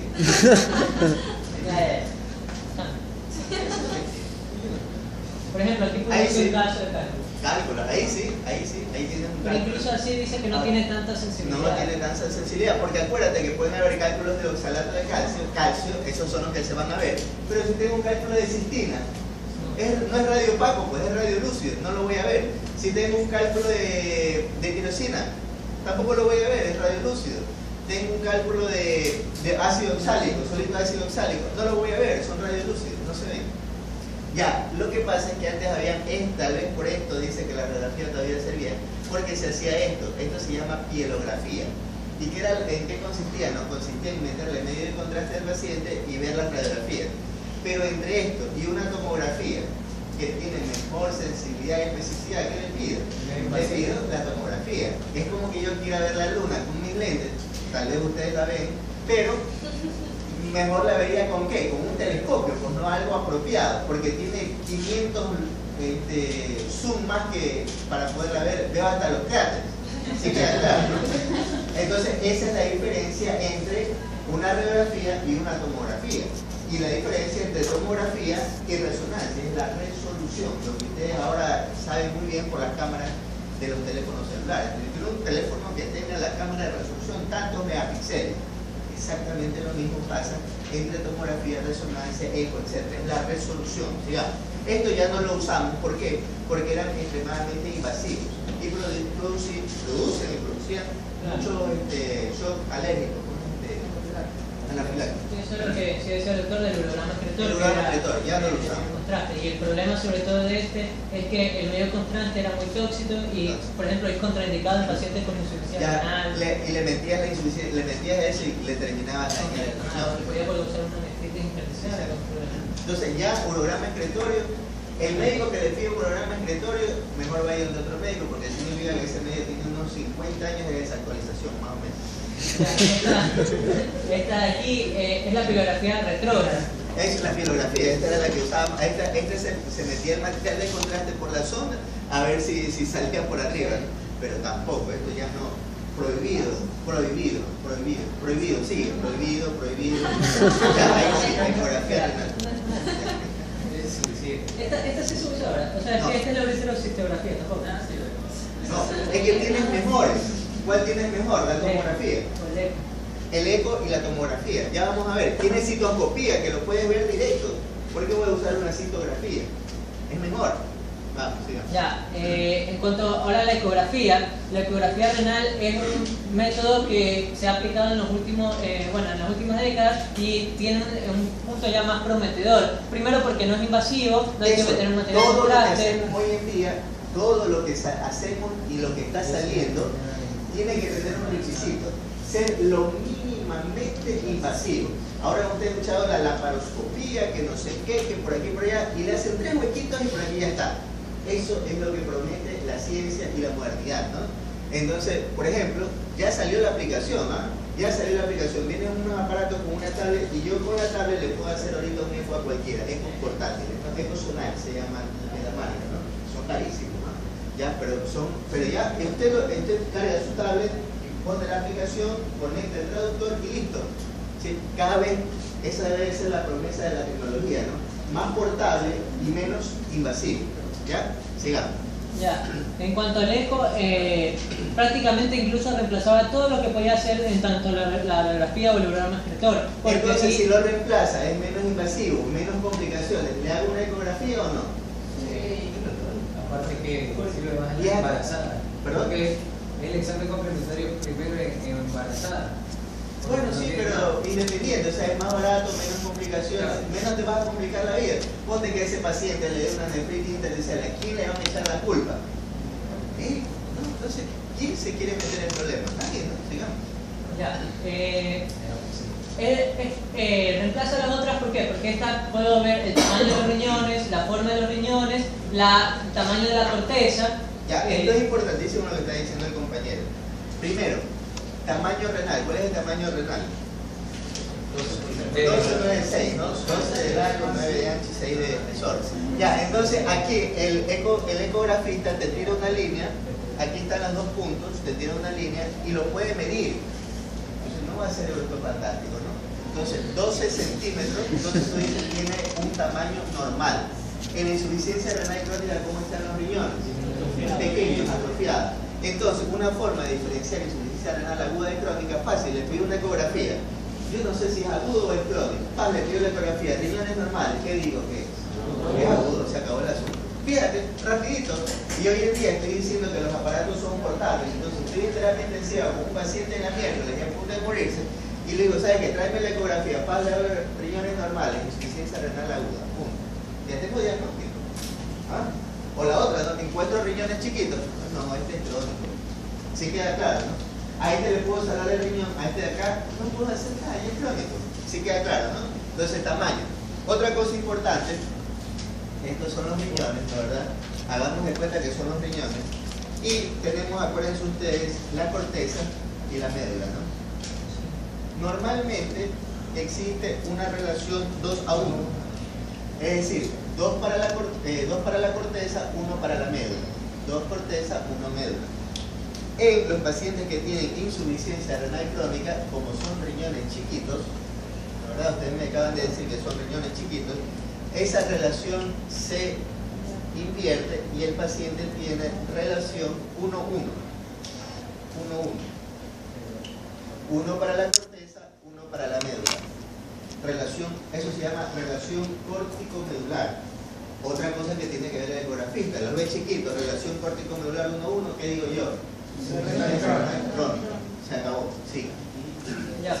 El tamaño, lo que corresponde al grosor de la corteza, ¿Qué también me permite ver? ¿Qué es esto? Quiste. Un quiste que puede ser único o poliquistosis. La poliquistosis, el paciente que tiene hipertensión arterial, causa de hipertensión arterial secundaria en 5% de los casos. ¿Sí? Pacientes jóvenes hipertensos. Eso ya vimos primer semestre. Ok, sigamos. Ya. Con un examen simple, con la ecografía simple, porque también puedo pedir una ecografía Doppler. ¿Para qué pediría la ecografía Doppler? Estenosis de la arteria renal, causa de hipertensión arterial secundaria en 5% de los casos. Sí. Ya. Ya, lo que corresponde al tamaño, lo que corresponde al grosor de la corteza, se mide sobre todo también lo que es la ecogenicidad renal, o sea, en sí qué tanto de sobre todo, por ejemplo, decían lo que es aquí, por ejemplo, el riñón derecho con el hígado. Y se puede ver que el riñón es un poco más oscuro que lo que es el hígado. Y eso es importante porque, por ejemplo, cuando hay una fibrosis neuronal, esto es más claro. Es hiperecogénico. Aquí, por ejemplo, se puede ver lo que es la corteza y más ecogénico es lo que es la médula. Entonces ahí se mide la relación córtico-medular. ¿Ya? El calibre también es importante de los cálices y pelvis renal, ya que cuando hay una litiasis, todo lo que es anterior a la litiasis se distiende y hay una hidronefrosis. Hidronefrosis, entonces si encuentro un riñón izquierdo grande y el otro normal, ¿qué significa? Que tiene que haber una obstrucción, un cálculo. Y el cálculo en la ecografía también lo puedes ver si el cálculo es si una característica y la otra si es hiperecogénico, es decir, nuevamente si es de calcio. Si no es de calcio no puedes ver, pero sí puedes creer que hay un cálculo porque hay hidronefrosis. ¿Sí queda claro, no? Si la hidronefrosis es bilateral, ¿dónde está la obstrucción? Puede ser en los dos ureteres, en la vejiga o atrás en la próstata, si es que es hombre, o tiene un tumor que comprime la vejiga. Si es mujer, pensaría útero o un tumor del sigmoides. Fíjate, rapidito, o sea, todo eso en mi cabeza tiene que estar dando vueltas cuando yo valoro una ecografía. Tiene hidronefrosis bilateral, entonces la obstrucción está después de los riñones. Puede ser un tumor retroperitoneal que me comprime los dos ureteres. ¿Sí? Queda claro, ¿no? Yo hace días hice diagnóstico, ¿no? Llega un señor con hidronefrosis bilateral, entonces digo, eso tiene que ser cálculo.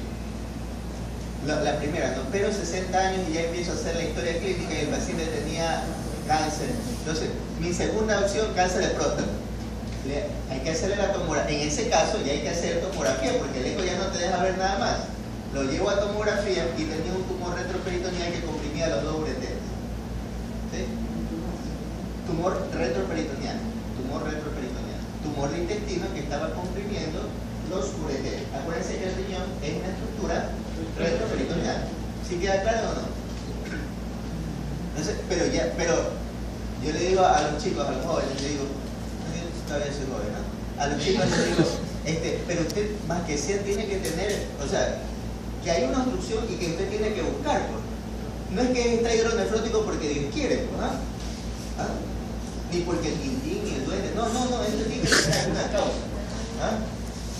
Sí queda claro, ¿no? Ya, sigamos. Ya. Por ejemplo, aquí yo puse un ejemplo. ¿No entiendes? Aquí puse un ejemplo de un cálculo, una litiasis, en el cual distingue lo que es la pelvis y causa la hidronefrosis. Correcto. ¿Ya? Ese es poliquistosis, ¿qué es? ¿El de ayer? No, este también era litiasis. Ya, litiasis. Ahí se ve, sí. Solo que aquí no está marcado como ayer. Bueno, sigamos. Sigue.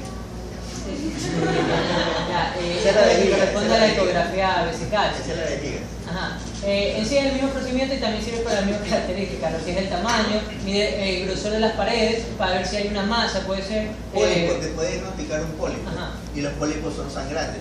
También te puede ver que el piso de la vejiga está elevado. El piso de la vejiga elevado, tú dices, eso es un trastorno de la próstata. Sí, hombre. Claro. Entonces ahí le pedirías el complemento, un ecotrans rectal, porque es mejor verlo desde atrás que verlo de adelante. Estamos haciendo en este caso una ecografía abdominal anterior, pero se puede hacer transrectal. En las mujeres, si creo que hay un cáncer de útero, de ovario, les puedo pedir un eco transvaginal para ver útero, ovario, anexos.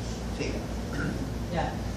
Bueno, una importancia de esta también es que al hacer el examen la paciente debe ingerir mucho líquido antes para tener la vejiga llena, para poder ver toda la cavidad. Ahorita que me hiciste acuerdo, es importante también que a veces hay trastornos funcionales, que es el residuo post-miccional, y eso también favorece las infecciones de vías urinarias. O sea, a esos pacientes tengo que pedir un eco en condiciones normales y un eco post-miccional para ver cuánto retiene de orina. Normalmente se retienen 50 cc de orina. Si tiene 200, tiene un problema funcional. Entonces, ¿qué le tengo que dar a ese paciente? Algún medicamento para que la vejiga se contraiga adecuadamente. Entonces, ahí quien está fallando, el músculo del susor. ¿Verdad? Si soy tan avesado, ¿no? ¿Por qué se va a dañar el músculo del susor? Tiene que tener un problema en la inervación. Entonces tiene que tener un problema en la caudequina. Entonces tiene que tener un cáncer que ha infiltrado, la caudetina ya ha infiltrado el hueso a nivel del L5 y S1. Fíjate, rapidito.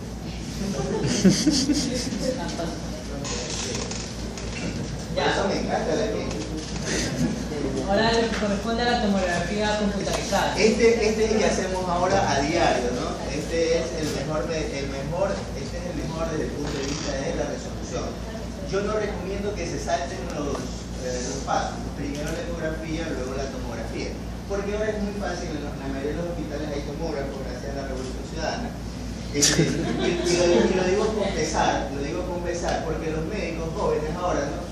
Le doy la barriga, tomografía. Entonces ya le sale con lo que tiene, ¿no? Entonces, estas elucubraciones que yo estoy haciendo ya no se hacen, ¿no? Entonces ya tienen diagnóstico, ¿no es verdad? Entonces la tecnología está superando el raciocinio clínico, ¿no? Entonces ya tengo residentes que llegan tomografía.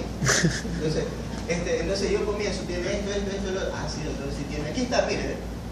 Entonces, pero ya me hicieron el ejercicio mental, entonces tengo residentes atrofiados mentales.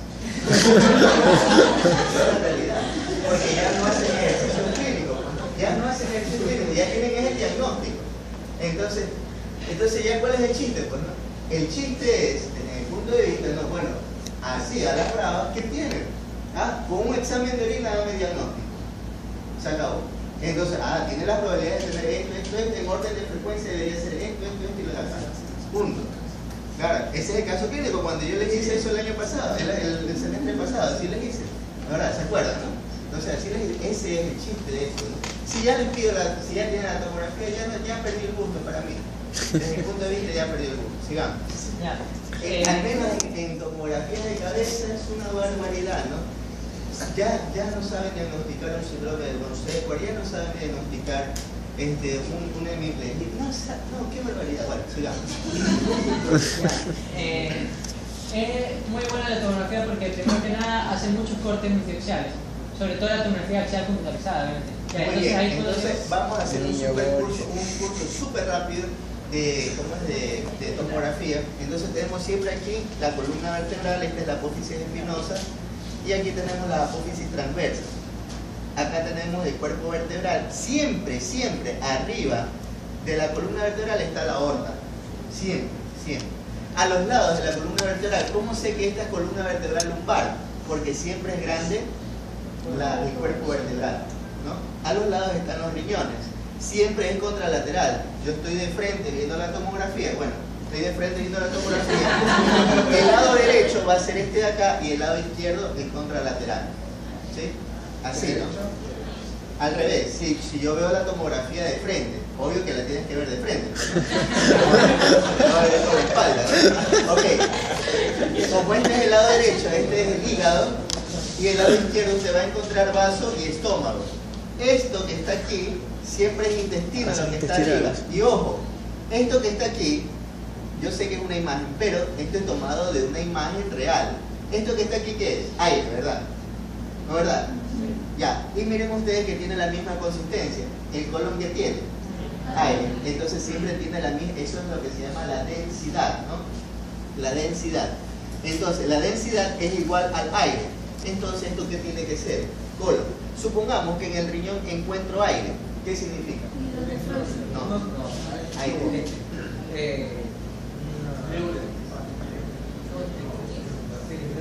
Sí, correcto, por ahí va.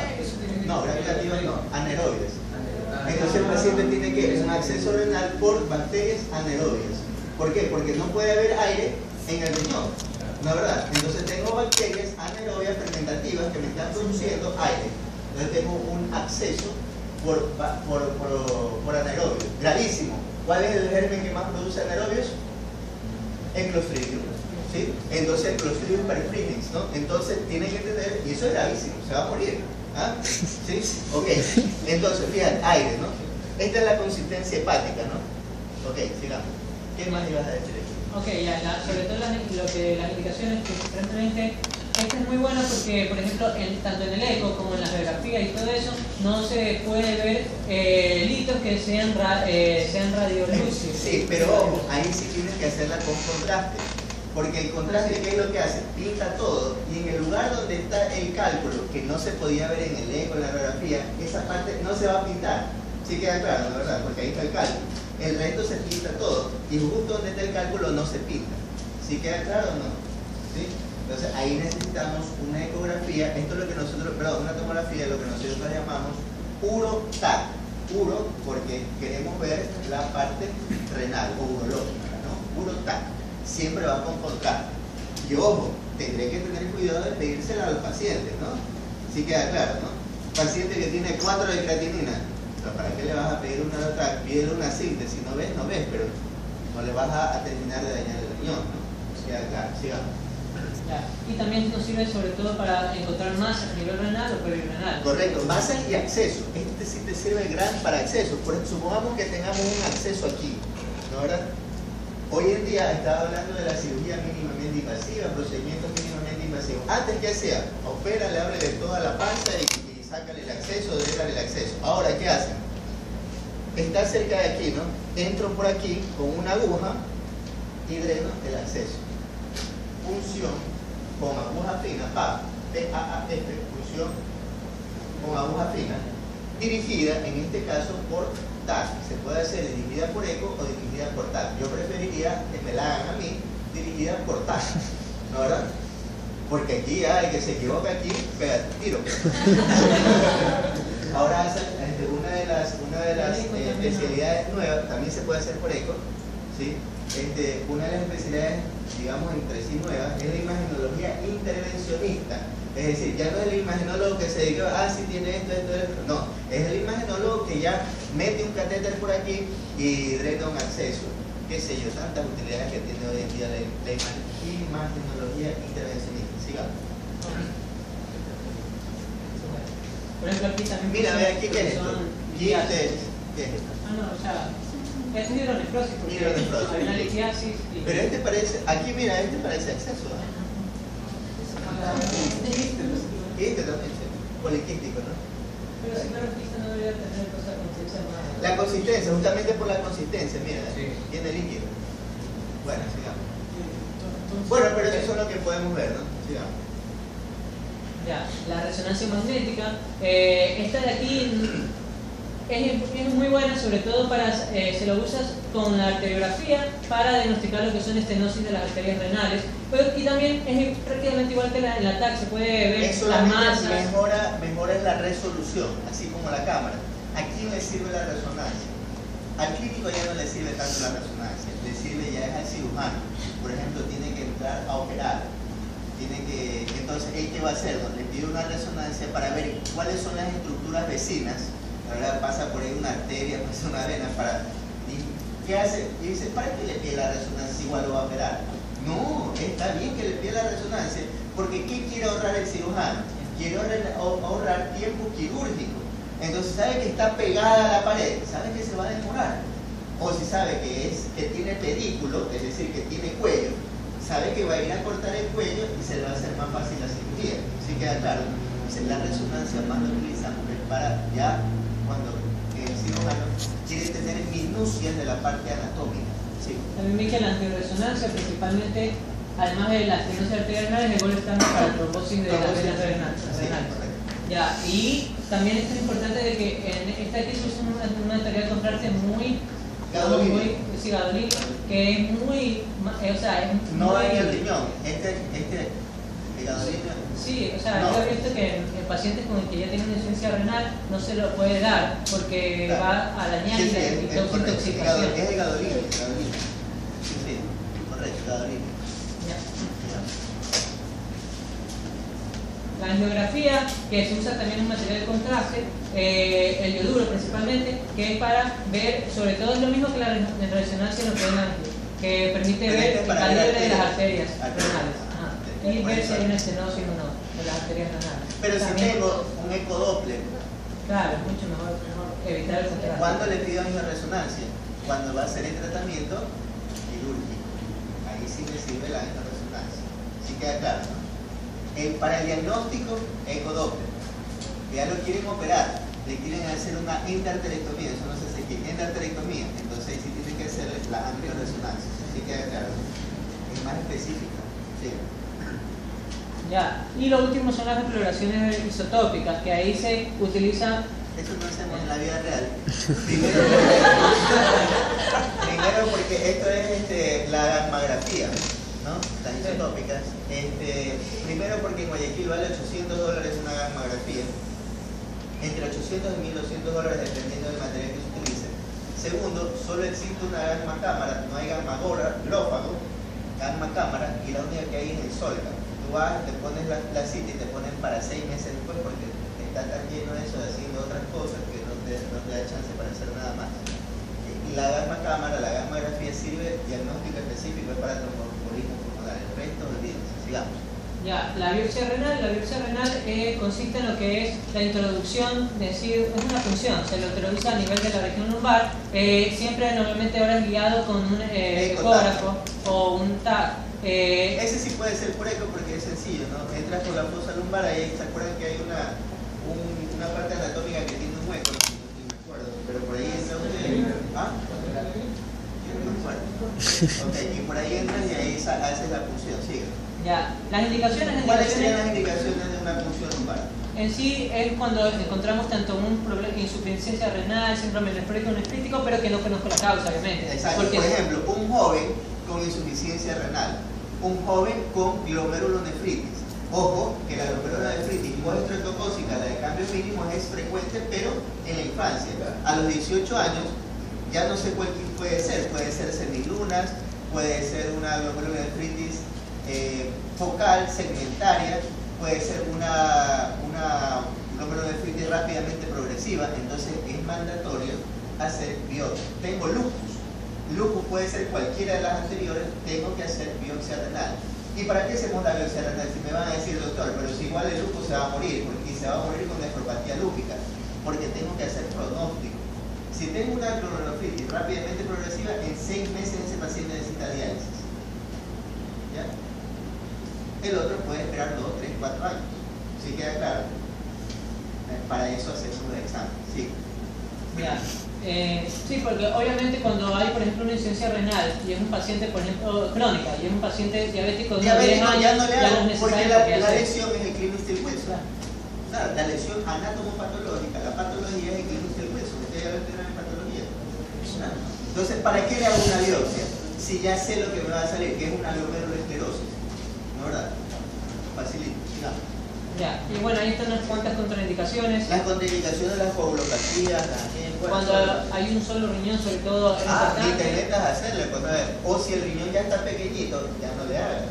¿Ah? ¿Por qué? Porque corres el riesgo de hacerle una iatrogenia. Le dejas sangrando el riñón y ahí va a perder el riñón. ¿Sí? Entonces, si el riñón está pequeño, no. Mientras tenga riñones normales de tamaño. ¿Sí? Bueno, aquí está una imagen del procedimiento. Se le pone una almohada en la parte del vientre, del lado del riñón que se quiere hacer. Normalmente se lo hace del lado del riñón izquierdo, obviamente para evitar una función diatrógena del hígado. ¿Ya? Y normalmente se tiene que solo atravesar la corteza, porque si voy a la médula puedo dañar un vaso. Por eso, el sangrado, por eso te decía que el riñón tiene que estar de tamaño adecuado. Tuvimos un paciente, mira, yo no veo niños, ¿no? Pero teníamos un paciente en la clínica, un chico de 8 años, ¿no? Entonces el nefrólogo me dice, mira este paciente, y le digo, ya está bien, ¿cuántos años tiene? 8 años, yo no veo niños, porque yo no soy pediatra. No, mira, dice aquí estos pediatras no saben nada, manejan fruta, ya por incidencia vimos al paciente, tenía un síndrome nefrótico. No, les cuento, son las experiencias reales de la vida, ¿no? Entonces, el chico 8 años con segundo episodio de síndrome nefrótico. Eso ya no es una glomerulonefritis de cambio mínimo. Ese tiene que ser alguno de los otros tipos de glomerulonefritis.